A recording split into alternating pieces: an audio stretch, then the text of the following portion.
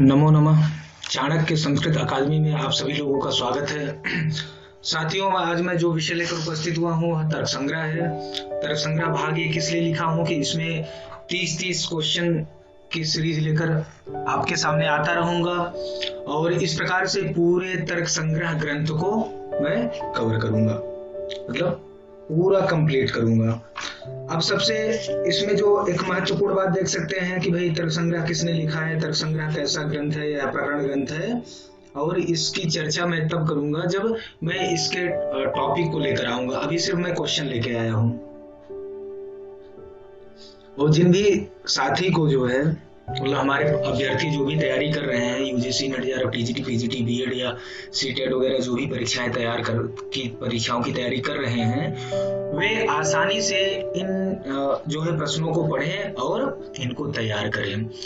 और जो यूजीसी से रिलेटेड या टीजीटी पीजीटी नेट से जो भी रिलेटेड एक पुस्तक है, वो संस्कृत दर्पण नाम की पुस्तक है, उसको आप ले सकते हैं। वह बहुत ही महत्वपूर्ण और बहुत ही अच्छी पुस्तक है। आइए हम लोग विषय पर चलते हैं। तो सर, सबसे पहले देखिए, आपके सामने एक प्रश्न है। एक है कि तर्क संग्रहस्य मंगलाचरणे कयोर वंदनम कृतम, मतलब किन दो की वंदना तर्क संग्रह के मंगलाचरण में की गई है। तो तर्क संग्रह का मंगलाचरण आप देख सकते हैं कि है कि निधाय हृदय विश्वेशम विधाय गुरु वंदनम बालानाम सुखबोधाय क्रियते तर्क संग्रह। गुरु विश्वेशम, गुरु वंदनम कर रहे हैं, तो सही विकल्प आपका है एक का गा, गुरु और विश्वेशयो। विश्वेशयो माने गुरु और विश्वेश की वंदना की गई है। विश्वेश से क्या अर्थ हुआ? विश्व के कर्ता परमात्मा। तो ये रहा। अगला प्रश्न देखिए, तर्क संग्रह से कर्ता का, तर्क संग्रह के कर्ता अर्थात रचनाकार कौन है? अन्नम भट्ट है, 17वीं शताब्दी के आचार्य हैं और तैलंग वंशी आचार्य, इनके वंश का नाम तैलंग वंश है। अगला प्रश्न आप तीसरा देखिए, बालस्य किम लक्षणम, बालस्य किम लक्षणम। देखिए इसमें दिया है बाला नाम सुखबोधाय क्रियते तर्क संग्रह। बाला नाम, तो यहां बाल का क्या लक्षण है? देखिए मंगलाचरण के श्लोक में बाल शब्द आया है और बाल का अर्थ है यहाँ पर बालक। छोटा बालक इस कठिन न्याय शास्त्र को सरलता से कैसे बोध कर सकता है? इसी बात पर जो है आशंका व्यक्त करते हुए बाल का लक्षण इस तरह से दिया गया है। तो यहाँ पे सही विकल्प देखिए, तीसरे प्रश्न का सही विकल्प है घा। अधीत व्यापार काव्य कोशो अनधीत अन्याय शास्त्रो बालः, ये पूरा इसका लक्षण है। यहां दिया है अधीत व्याकरण काव्य कोशोन धीतन्यायश्च। अर्थ क्या हुआ? अर्थात जिन्होंने व्याकरण काव्य कोश आदि ग्रंथों का अध्ययन कर लिया हो किंतु न्याय शास्त्र का अध्ययन ना किया हो, वह न्याय शास्त्र के अध्ययनारंभ काल में बाल है, अर्थात बालक है, ऐसा ग्रंथकार का कहना है। इस तरह बाल के लक्षण में दो शब्द दिए गए। एक है अधीत व्याकरण काव्य कोश, यह है एक भाग जिसको पूर्व भाग कह सकते हैं, और उत्तर भाग क्या है? अनधीत न्याय शास्त्र। अब देखिए, जिज्ञासा करते हैं कि दो शब्द समूह की जगह एक ही शब्द रखा जाए तो इसमें क्या हानि ऐसी हो सकती थी? तो अधीत व्याकरण काव्य कोशो बाला, इतना ही लक्षण किया जाए तो इस पर यह कहा गया है कि यदि बाल के लक्षण में इतना ही भाग रखते हैं तो व्यास, वशिष्ठ, विश्वामित्र से लेकर आज तक के जितने भी विद्वान हैं वे सब बालक कहलाएंगे, क्योंकि उन्होंने भी व्याकरण काव्य कोश आदि ग्रंथों का अध्ययन तो किया ही है। उन विद्वानों में बालक का लक्षण घटित ना हो जाए, इसके लिए अनधीत न्याय शास्त्र, अर्थात जिन्होंने न्याय शास्त्र का अध्ययन नहीं किया है वे ही बालक हैं। इतना भाग भी पढ़ना यह बहुत ही अनिवार्य है। अगला प्रश्न देखिए, अब हमें समझ गए होंगे बालक का लक्षण क्या है, बाल का लक्षण क्या है।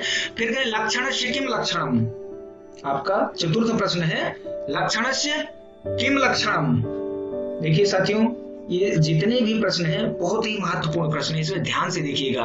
का लक्ष्य वृत्तित्व सत्य लक्ष्य वृत्तित्व, ख असाधारण धर्म, ग लक्ष्य मात्र वृत्तित्व और घ है अतिव्याप्त। तो सही विकल्प है चतुर्थ प्रश्न का ख असाधारण धर्म।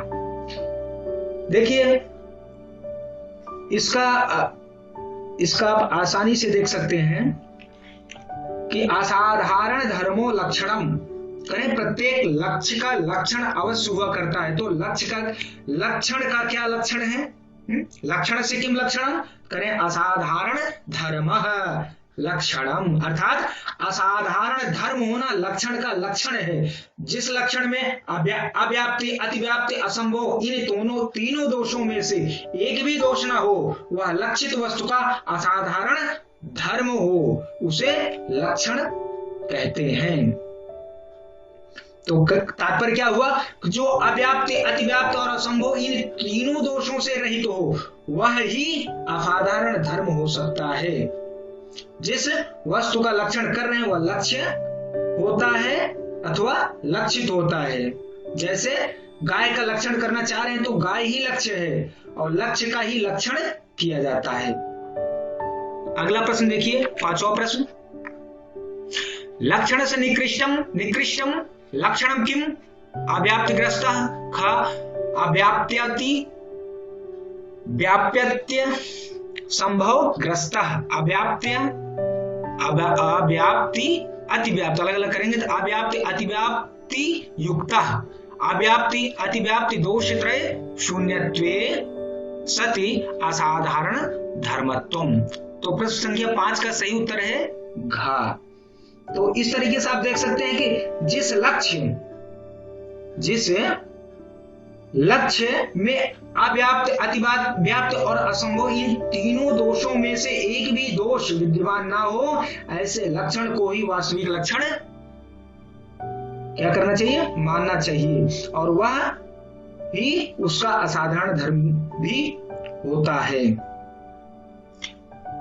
आगे चलिए, असाधारण धर्म कीदृशो भवति, दोषादोषयुक्तः, अव्याप्ति आदि से अव्याप्त्यादि सहिता, अव्याप्त्यति व्याप्त्यद संभव दोष रहिता, मतलब अव्याप्ति अतिव्याप्ति और असंभव दोष रहिता। फिर लक्ष्य चार लक्ष्य वर्तमान है, तो इसका सही उत्तर है 6 का ग। जो इन दोषों से रहित हो वही असाधारण धर्म होता है। करें असाधारण धर्म की दृश्यो, मतलब किस तरह का होता है, करें जो तीनों दोषों से रहित हो ऐसा असाधारण धर्म होता है। तो अगला प्रश्न इसमें देखिए साथियों, क्वेश्चन नंबर 6, किम नाम लक्ष्यम, करें पहला रूप रहिता, दूसरा यस्य लक्षणम न क्रियते, ग घोर लक्षणे महिषा यस्य लक्षणम क्रियते। तो प्रश्न संख्या 7 का सही उत्तर है घ, यस्य लक्षणम क्रियते। करें जिसका लक्षण कर रहे हैं, यस्य माने जिसका, लक्षण माने लक्षण, क्रियते माने किया जा रहा है या कर रहे हैं, वह वस्तु लक्ष्य या लक्षित है। लक्ष्य या लक्षित में जो लक्षण किया गया है वह ठीक से घटित होता है कि नहीं, इस तरह जो किया जाता है उसे परीक्षा कहते हैं। फिलहाल हमें लक्ष्य का नाम जानना था। क्वेश्चन नंबर 8 देखिए, अव्याप्ते किम लक्षणम अथवा अव्याप्ति दोषस्य किम लक्षणम। कितना महत्वपूर्ण प्रश्न देख रहे हैं। तो कह रहे हैं कि अव्याप्ति दोष का लक्षण क्या है। पहला देखिए, का देखिए, लक्ष्यैक देशावृत्तित्वम, लक्ष्यादन्यत्र वृत्तित्वम, लक्ष्य मात्र वृत्तित्वम, लक्ष्यैक देश वृत्तित्वम। तो सही विकल्प है 8 का लक्ष्यैक देशावृत्तित्वम। देखिए अव्याप्ति दोष क्या है, व्याप्ति शब्द देखिए इसमें अव्याप्ति में जो है नए तत्पुरुष समास है। करें लक्ष्य के पूरे भाग में लोग जो लक्षण घटित नहीं होता है, अव्याप्ति शब्द का यही अर्थ होता है, हो रहा है, इसलिए लक्ष्यैक देशावृत्तित्वम अव्याप्ति यह कहा गया है। अर्थात लक्ष्य के एक भाग में न रहना ही अव्याप्ति है, और लक्ष्य के किसी भाग में लक्षण घटित हो रहा है और किसी भाग में नहीं घटित हो रहा है, अब जैसे उदाहरण देखिए, जैसे कि किसी ने गौ का लक्षण पूछा तो किसी ने उसका लक्षण किया कि कपिलत्वम घोर लक्षणम, अर्थात कपिल वर्ण मतलब काले रंग की गाय कह सकते हैं। कपिल वर्ण का होना गौ का लक्षण है। यह लक्षण ठीक नहीं बना क्योंकि यह लक्षण केवल कपिल वर्ण की गायों में तो घटित होता है, किंतु लाल, काली, चितकबरी, सफेद इत्यादि गायों में नहीं घटित होता है। यह लक्षण समस्त गोमात्र में घटित न होकर गोत्र जाति वाले के सिर्फ एक भाग में घटित हो रहा है, अतः यह लक्षण अव्याप्त नामक दोष से ग्रसित हुआ। ठीक है, आगे चलिए। इसको थोड़ा मैं एक्सप्लेन कर रहा हूं क्योंकि पहला ये आज लेक्चर है इसका, और कुछ बैकग्राउंड कुछ चीजें आपको जाननी बहुत जरूरी है। प्रश्न देखिए 9, लक्षणे किति दोषाः कति दोषाः संभाव्यन्ते, लक्षण में कितने दोषों की संभावना व्यक्त की गई है, कितने दोष बताए गए हैं? तो का एक, खा त्रया, गा द्वौ, घा चत्वारा। तो 9 का सही विकल्प है खा त्रय। कौन सा? अव्याप्त, अतिव्याप्त और असंभव, ये 3 दोष हैं। क्वेश्चन नंबर 10 देखिए, अव्याप्त्यादि दोष त्रय शून्यम कस्यापि लक्षणम उच्यताम। श्रृंगित्वम घोर लक्षणम, कपिलत्वम घोर लक्षणम, शासनादिमत्वम घोर लक्षणम, एक शफवत्वम घोर लक्षणम। तो देखिए इसका 10 का सही विकल्प क्या है? गा है। ठीक है, करेंगे। देखिए तीनों दोषों से रहित जो असाधारण धर्म वाला लक्षण ही वास्तविक लक्षण होता है, फिर वह ही लक्ष्य का साधारण धर्म होता है, हमने बता चुका है। अब करें जैसे यहां पर देख रहे हैं कि करें अव्याप्ति आदि जो 3 दोष से शून्य रहित किसका लक्षण बताया गया है? किसका लक्षण बताया गया है? यहां आप देख सकते हैं कि किसका लक्षण बताया गया है। तो कह रहे हैं सही विकल्प है शासनाधिकमत्वम घोर लक्षणम। शासना आदि से युक्त होना गौ का लक्षण है। ठीक है ना, यह तीनों दोषों से शून्य है। अब करें शासना उसे कहते हैं जो भारतीय गौएं के गले में नीचे देखते हैं ना, एक गलकंबल उसको कहते हैं के रूप में लटकी हुई होती है। यह शासना केवल भारतीय देसी गायों में ही पाई जाती है, विदेशी गायों में नहीं पाई जाती है। भारतीय गायों के दूध आदि में जो गुण होते हैं विदेशी गायों में ही ऐसे मतलब ये कहा गया है। तो इस प्रकार आप देख सकते हैं शासनादि मत्वम घोर लक्षणम। फिर करें अतिव्याप्तेः किम लक्षणम। अतिव्याप्तेः किम लक्षणम करें का लक्ष्य मात्रा वृत्तित्वम, खा लक्ष्य वृत्तित्वे सत्य लक्ष्य वृत्तित्वम, लक्ष्यिक देश वृत्तित्वम, और घा यहाँ आ गया है, इसको थोड़ा यहाँ मान लीजिए, घा लक्ष्यिक देशा वृत्तित्वम। तो सही विकल्प है 11 का खा लक्ष्य वृत्तित्वे सत्य लक्ष्य वृत्तित्वम। अब देखिए, अब इसमें देखिए लक्ष्य में भी कहने का मतलब है व्याप्ति का अतिक्रमण। अति व्याप्ति दोष का है क्या? व्याप्ति का अतिक्रमण हुआ है। जो लक्षण लक्ष्य के संपूर्ण भाग में घटित होते हुए भी लक्ष्य नहीं है और उसमें भी घटित हो तो वह अतिव्याप्ति है। लक्ष्य वृत्तित्व सति अलक्ष्य वृत्तित्व अतिव्याप्ति है। तो लक्ष्य में भी और अलक्ष्य में भी रहे, कहने का तात्पर्य जो लक्ष्य में भी रहे अलक्ष्य में भी रहे। जैसे किसी ने गौ का लक्षण किया श्रृंगित्वम घोर लक्षणम, अर्थात सींग वाली होना गौ का लक्षण है। तो सींग तो गौ में भी होती है और गौ से भिन्न जो भैंस है, भेड़ है, बकरी है इत्यादि में भी क्या होता है? आप देखते हैं कि उनके सींग होती है, या असंख्य बहुत सारे जानवर मिलते हैं जिनके सींग होती है। तो हमारा लक्ष्य तो केवल गौ है, तो गौ में तो यह लक्षण घटित हो रहा है, किंतु गौ से भिन्न अर्थात गाय से भिन्न, जो गौ से भिन्न समस्त सींग वाले जानवरों में भी यह घटित हो रहा है। इस तरह यह लक्षण अव्याप्त नामक दोष से क्या है? ग्रसित है। इसलिए श्रृंगित्वम घोर लक्षणम यह कहना जो है मतलब सींग वाली जो गाय सींग वाली होती है उचित नहीं है। क्वेश्चन नंबर 12 देखिए, असंभव सिक्किम लक्षणम का लक्ष्यिक देश वृत्तित्वम, खा लक्ष्य वृत्तित्वे सत्य लक्ष्य वृत्तित्वम, गा लक्ष्यिक देशावृत्तित्वम, घा लक्ष्य मात्रा वृत्तित्वम।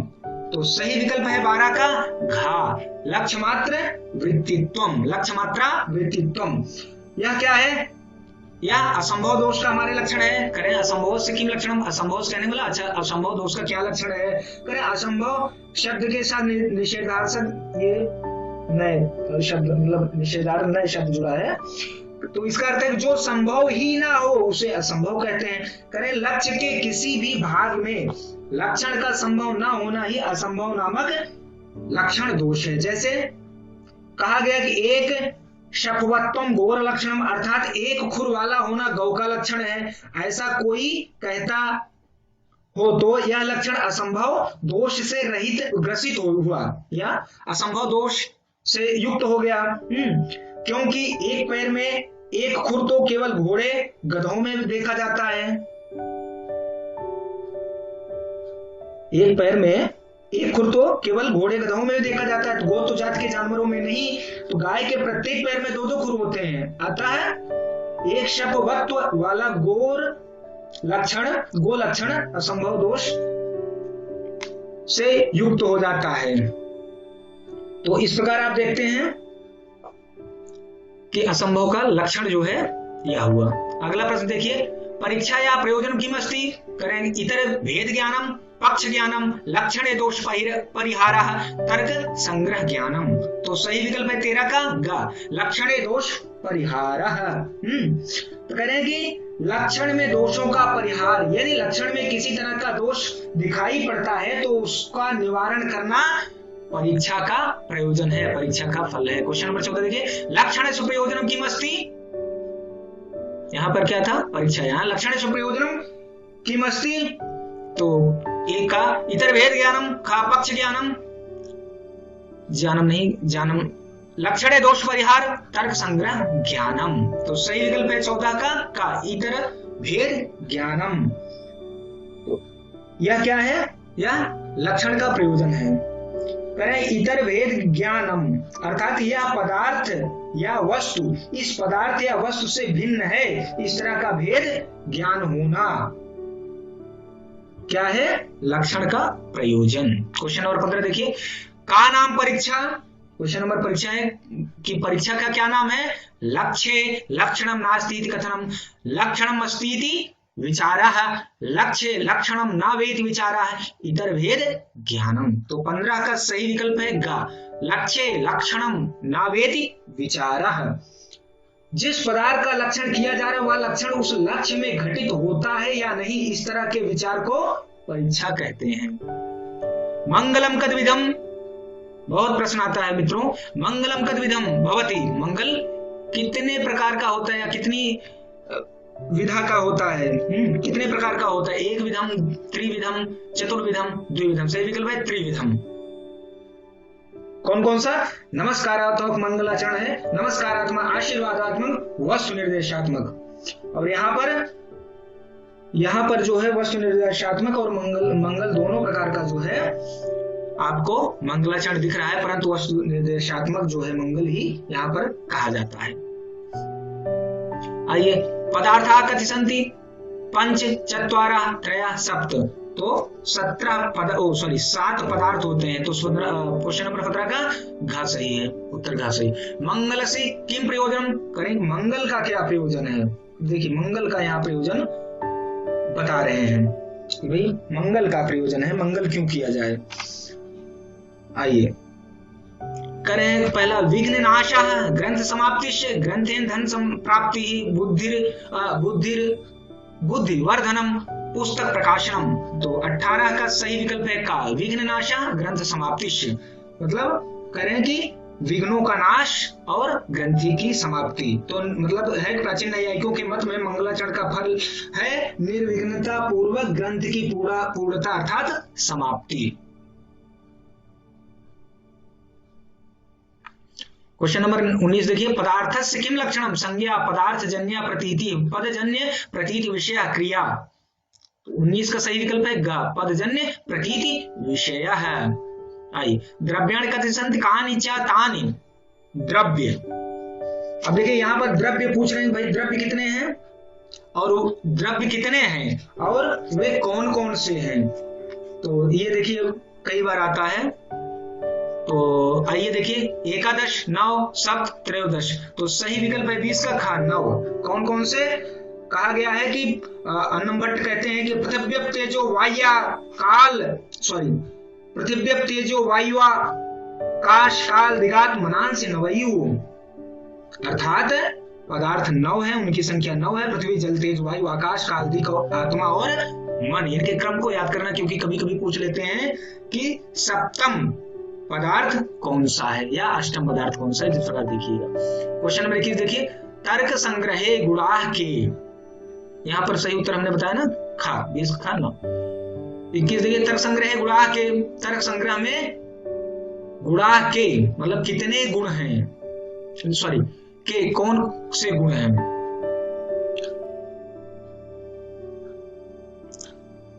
तर्क संग्रह में कौन से गुण हैं, तो देखिए, रूप रसादय सत्व रजस तमांसी आ ए ओ इत्येते एतेषु ना किमपि। सही विकल्प है का।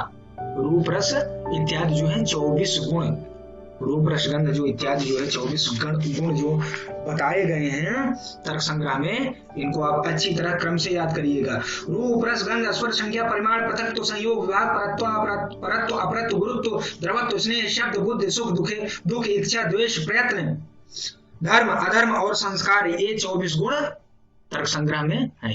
फिर कर्माणि कति सन्ति, कर्म कितने हैं, 9, सप्त, त्रीणि, पंच। तो कर्म आपके जो है वह 5 हैं, ठीक है ना। कर्म कितने हैं, 5 हैं। तो इस प्रकार से इनको आप लोग अच्छे से तैयार करिएगा। कर्म हो गए या गुण हो गए। अब कर्म, आप कर्म के नाम देख सकते हैं, उत्क्षेपण, अपक्षेपण, आकुंचन, प्रसारण और गमन, ये 5 कर्म हैं। सामान्यस्य कति भेदाः, सामान्यस्य कति भेदा, एका चत्वारा द्वौ पंच। सही विकल्प 23 का द्वौ, कौन कौन से, पर और अपर। विशेषाः कति सन्ति, 24वां प्रश्न देखिए, विशेषाः कति सन्ति, पंच, अनंताः 10, सप्त। तो 24 का सही विकल्प है खा, अनंत होते हैं। समवाया कति विधा, अष्टौ, त्रीण, द्वौ, एकम, एक। सही विकल्प है 25 का घा, एक ही। क्वेश्चन नंबर 26, अभावः कति विधा, चतुर्विधा, द्विविधा, षड्विधा, अष्टविधा। सही विकल्प है 26 का चतुर्विधा। अब चतुर्विधा में कौन कौन से हैं, अब मैं नाम बता दे रहा हूं। देखिए लेक्चर बड़ा हो रहा है, मैं प्रयास करता हूं छोटा, लेकिन आज बड़ा हो रहा है। प्राग भाव, प्रध्वंसा भाव, अत्यंता भाव और अन्योन्या भाव।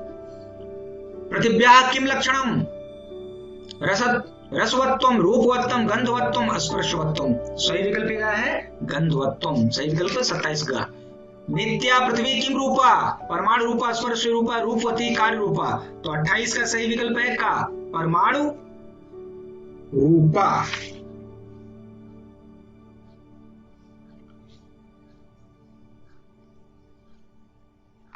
क्वेश्चन नंबर 29 देखिए, पृथिव्याः कति भेदा, एक, दो, त्रयः, पंच। तो सही विकल्प है खा, दो। कौन सा, नित्य और अनित्य के भेद से पृथ्वी के 2 भेद होते हैं। क्वेश्चन नंबर अंतिम देखिए 30, अनित्या पृथ्वी किम रूपा, परमाणु रूपा, स्पर्श रूपा, रूपवती, कार्य रूपा। सही विकल्प है 30 का घा, कैसी, कार्य रूपा। तो साथियों, इस प्रकार आज का यह विषय रहा।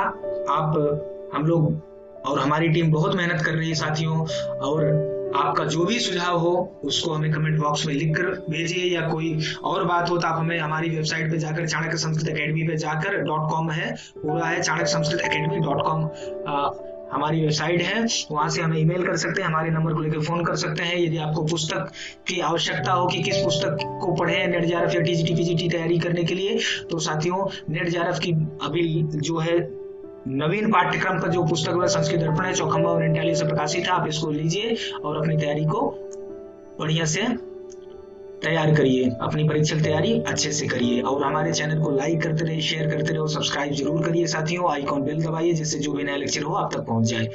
जय तो संस्कृतम।